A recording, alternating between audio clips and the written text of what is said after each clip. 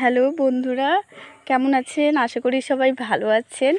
Good morning, সবাইকে সুপ্রভাত করে আমি আমার ভিডিও শুরু করছি।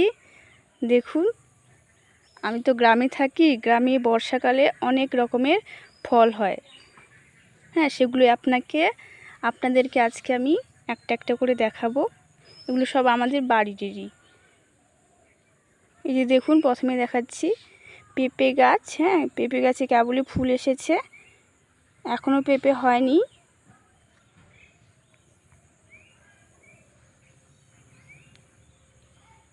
গাছটা কিন্তু খুব সুন্দর হয়েছে।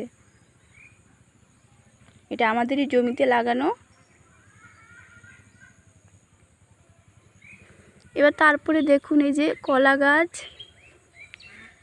কলা গাছেও কয়েকটা কলা গাছে কলা ধরেছে।